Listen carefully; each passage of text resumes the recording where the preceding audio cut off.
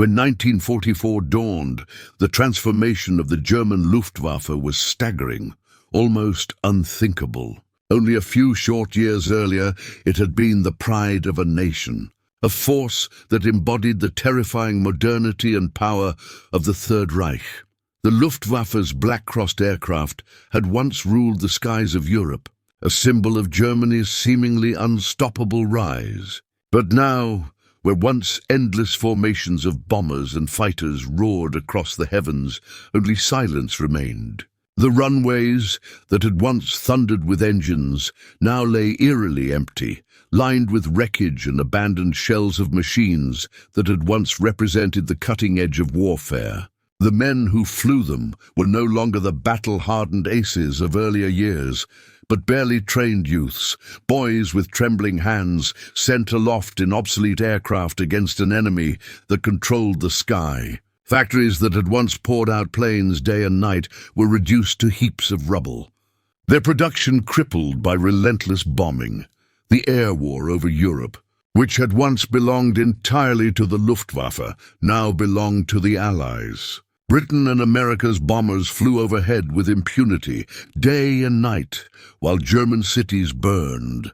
And standing amid this ruin was Hermann Göring, the very man who had built this empire of the air from nothing, who had once boasted with total confidence that enemy bombs would never fall on German soil. That was 1939. 5 years later, he was surrounded by the smoking ruins of his own failure, a tragic mirror image of his grandiose promises. The Luftwaffe's collapse didn't come suddenly. It was the slow decay of an empire that had risen too fast, too proud. Ironically, the seeds of destruction were planted at the very height of its glory. When Adolf Hitler came to power in 1933, he inherited a nation forbidden by the Treaty of Versailles to possess an air force at all. Yet within this constraint, he saw opportunity, and Göring was his perfect instrument. A decorated First World War flying ace, Göring had earned the coveted Blue Max, the Pour le Mérite, and brought with him not only genuine aviation skill but immense personal charisma, showmanship, and political cunning. He was among Hitler's earliest loyalists, and his confidence bordered on arrogance. Hitler recognized in him the image of a modern knight, flamboyant, ambitious, and utterly devoted. When Göring was appointed Reich Minister of Aviation, he began to rebuild an air force from nothing.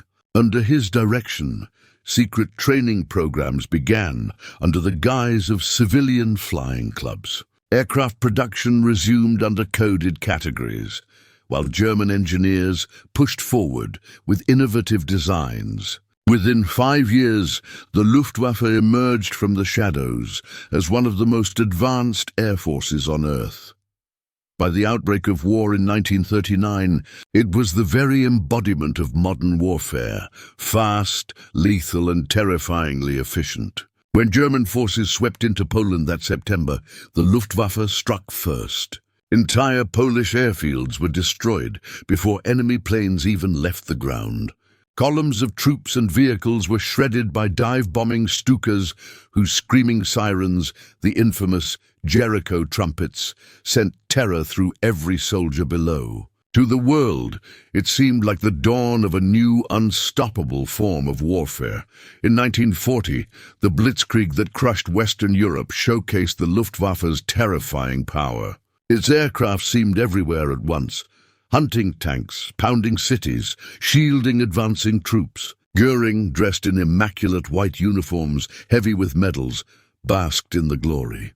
He toured airfields, shook hands with pilots, and declared that air power was the future, that the skies alone would decide victory. His prestige within Hitler's inner circle soared to extraordinary heights. Hitler named him his official successor, a mark of absolute trust.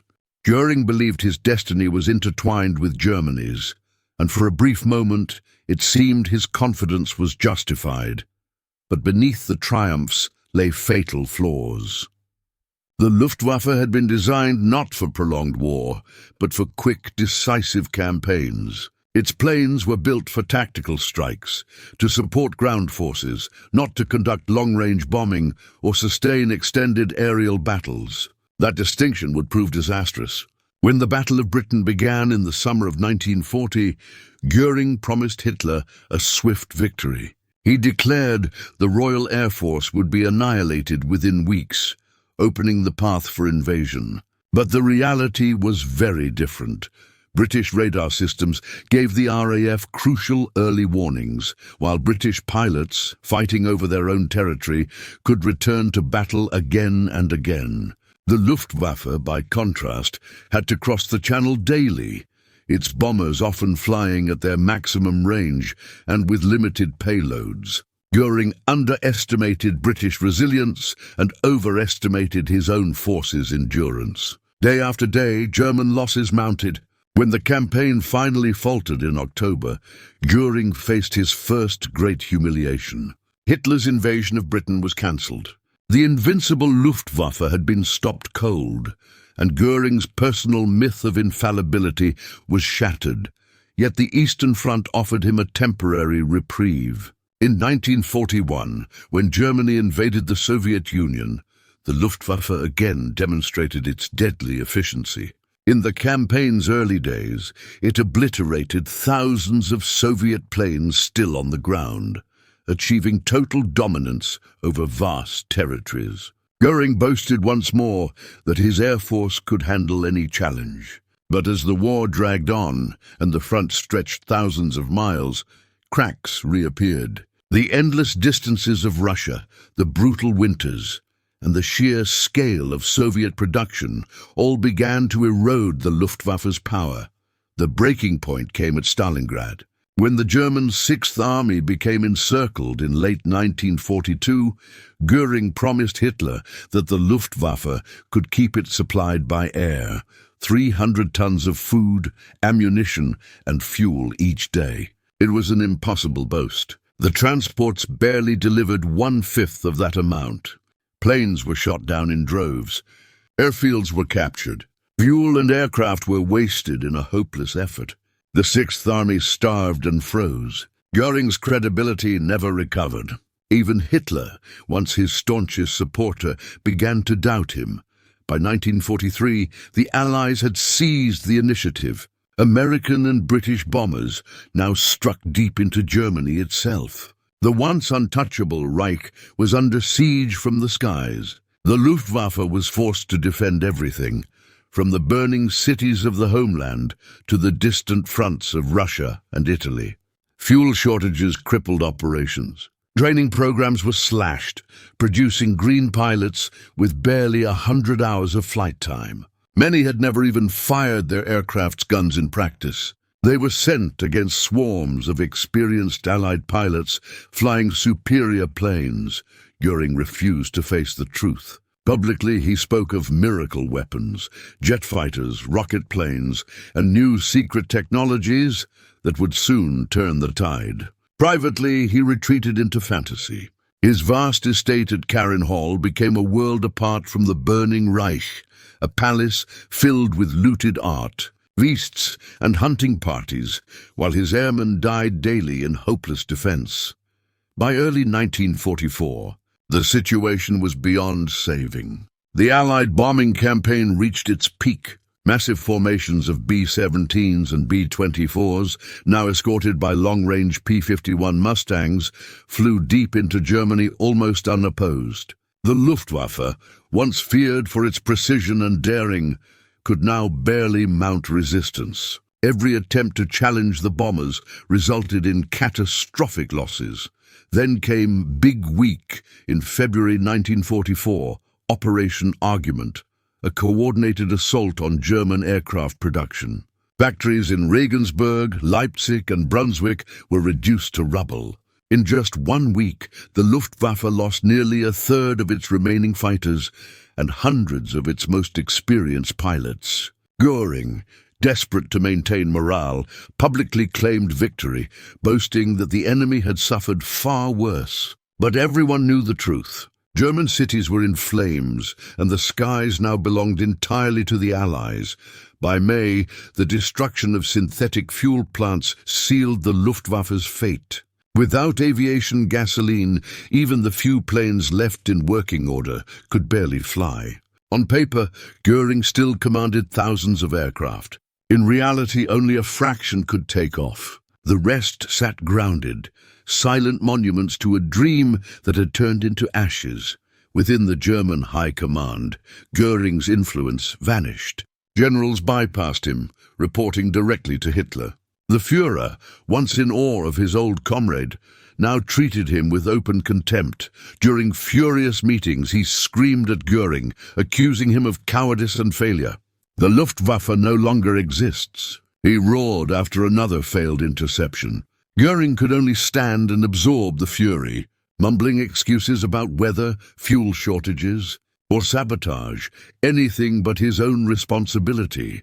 Witnesses saw a man disintegrating under the weight of his own illusions. The proud founder of the Luftwaffe had become its ghost. On inspection tours, he sometimes walked across airfields where only a handful of battered planes remained operational. Pilots, pale from exhaustion and despair, told him openly that they could no longer fight. They spoke of friends lost, of machines breaking apart mid-flight, of missions that felt suicidal. Göring listened in silence, and then, with forced optimism, promised that the revolutionary Messerschmitt Me-262 jet fighter would soon turn everything around. But that miracle never came. The Me-262 was indeed a marvel, the first operational jet fighter in history. Yet it arrived too late and in numbers too small to make any difference. To make matters worse, Hitler's interference turned it from a potential interceptor into a misguided bomber project. The result was chaos, delay, and wasted opportunity. And so, by the end of 1944, the Luftwaffe, once the terror of Europe, was a shadow. Its creator, Hermann Göring, stood amid its ruins, his once dazzling uniform now little more than a costume from another age. The man who had promised Germany the skies had lost them completely. The empire he built to dominate the air had fallen from the heavens, and with it so had he. By 1944, Hermann Göring's proud Luftwaffe had decayed into little more than a symbol of shattered dreams. The force that had once ruled the skies of Europe with unchallenged confidence now lay grounded in defeat. Even Germany's revolutionary aircraft, the jet-powered Messerschmitt Me-262, could not rescue it. The aircraft's potential was immense. Faster than any Allied fighter, armed with cannons that could shred bomber formations in seconds. It was the miracle weapon Germany desperately needed. Yet in one of the most disastrous decisions of the war, Hitler demanded that it serve as a bomber instead of the interceptor it had been designed to be. He envisioned fleets of jet bombers striking London in retaliation, a fantasy that ignored both logistics and engineering. Reconfiguring the Me-262 for bombing delayed its deployment for months, wasting precious time, fuel, and resources that Germany no longer possessed. Göring, by then too politically weakened and fearful of contradicting Hitler, obeyed without resistance. The Luftwaffe, that had once symbolized innovation and conquest, was now reduced to a hollow promise, a relic of its own propaganda. When Allied forces stormed the beaches of Normandy in June 1944, German air defense existed almost entirely on paper. Over the skies of France, the imbalance was staggering. The Luftwaffe could muster barely 300 fighters to oppose an Allied air armada of more than 12,000 aircraft. Bombers, transports, and fighters darkened the sky from horizon to horizon, an overwhelming force that blotted out any hope of resistance. German divisions on the ground fought beneath skies completely owned by the enemy. Some units were annihilated without ever seeing a single German aircraft overhead. Soldiers who once cheered at the sound of Luftwaffe engines now fought under silent heavens, realizing that their long-promised guardian in the air no longer existed. In Berlin, Göring's political survival depended solely on his long, complicated friendship with Hitler. Decades of loyalty still offered him a measure of protection, but even that was eroding. The Führer's inner circle, men like Bormann and Himmler, mocked Göring openly when he wasn't present. His weight had ballooned. He now required tailored uniforms that strained at the seams, the caricature of a once dashing ace. Morphine addiction, originally prescribed for an old war injury, had grown into a dependency that dulled his clarity and hardened his delusions. He spent hours in opulent chambers, surrounded by gold-framed portraits and stolen artwork, convincing himself he still commanded a vast empire. Outside, Berliners stood in the ruins of their city, staring upward as Allied bombers passed unchallenged and spat his name with contempt. Even Göring felt the collapse creeping in. In one of his final addresses to his remaining Luftwaffe officers, he appeared visibly aged, his once commanding voice shaking. He admitted with rare honesty that he no longer recognized his own air force, that the organization he had built from nothing had become a shadow of its former self. He acknowledged that he had betrayed the very men who had once believed in him. It was a fleeting moment of truth, gone almost as quickly as it appeared. The old arrogance soon returned, along with his grandiose fantasies. He continued to wear the most extravagant uniforms, covered in medals, ribbons, and diamonds. Even as the world around him disintegrated, he spoke confidently of rebuilding the Luftwaffe for the next war, as if the current one were already lost, but the future would grant him redemption. This delusion insulated him from the reality that the Third Reich itself was collapsing from within. When Hitler retreated into his underground Führer bunker in January 1945, Göring stayed behind at Karinhall, his personal palace in the forests north of Berlin. Once the centerpiece of his power, it had become a grotesque museum of looted art and self-indulgence. Rare sculptures, stolen Renaissance masterpieces, and antique furniture filled its halls. While German refugees trudged west through snow and starvation, special trains still arrived at Karinhall, carrying paintings and treasures seized from across Europe. As the Soviet front approached in the spring, Göring ordered Karinhall destroyed rather than allow its capture. Explosives reduced his palace to rubble, a symbolic act of denial more than sacrifice. He fled south to Bavaria, to his hunting lodge at Obersalzberg, near Hitler's own mountain retreat in Berchtesgaden. For the first time, he began to accept that the end had truly come. The Luftwaffe was not merely weakened, it was annihilated. Its last large-scale operation, the Ardennes Offensive in December 1944, was meant to rekindle German hopes. The air component, Operation Bodenplatte, launched on New Year's Day 1945, was Göring's desperate gamble to cripple Allied air power on the Western Front. For a brief moment, it seemed successful. Hundreds of Allied aircraft were destroyed on the ground. But the cost was catastrophic. Nearly all of Germany's remaining trained fighter pilots were lost in a single day. The operation that Göring hailed as victory was, in truth, a suicide note for his air force. From that day forward, Germany's skies belonged entirely to the enemy. Allied bombers operated without challenge, transforming cities like Dresden, Hamburg, and Berlin into seas of flame. Fuel convoys no longer ran.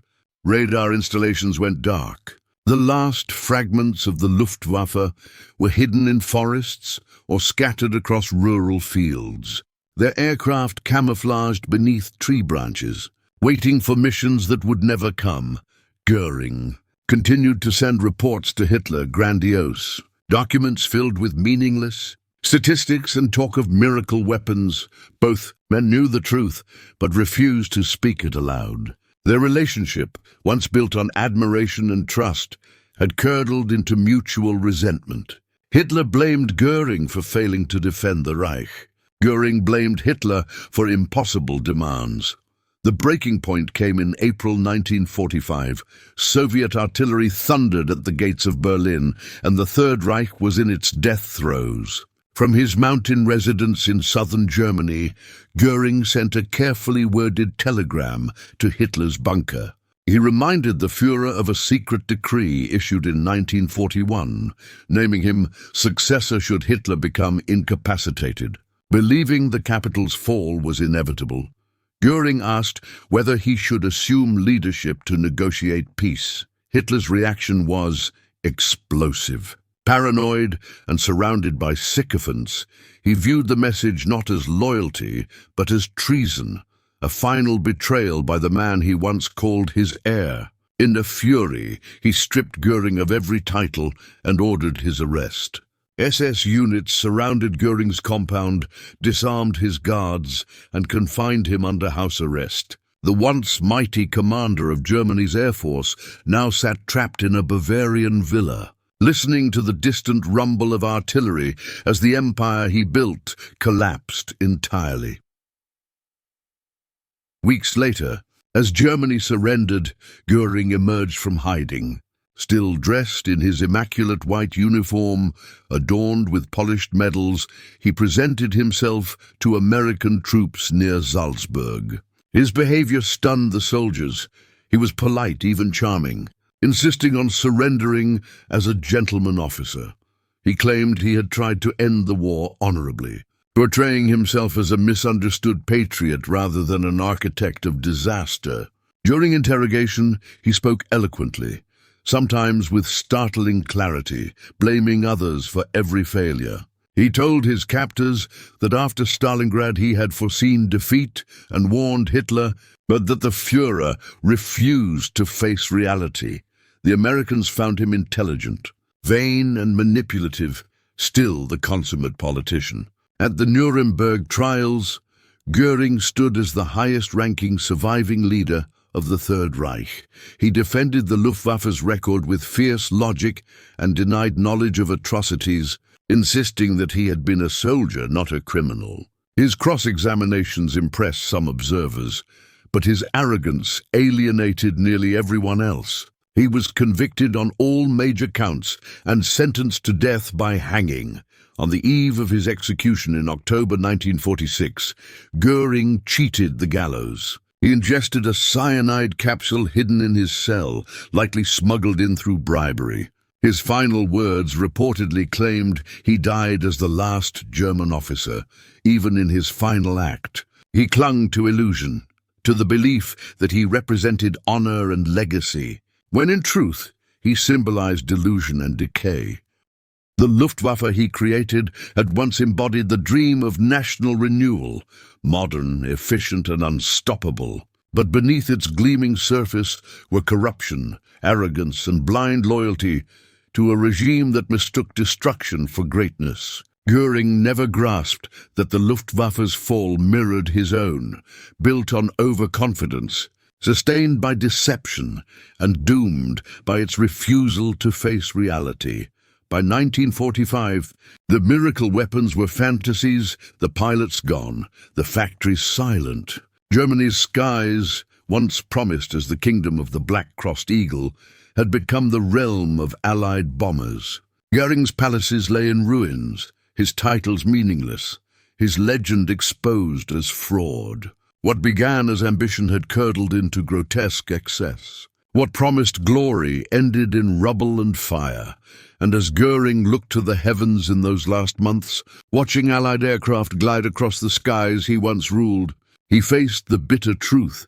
The air power he built to protect the Reich had not saved it. It had become the instrument of its destruction, a monument to the vanity and blindness of its creator. The empire he forged in the sky had fallen, and with it, so had the man who dreamed he could master the heavens.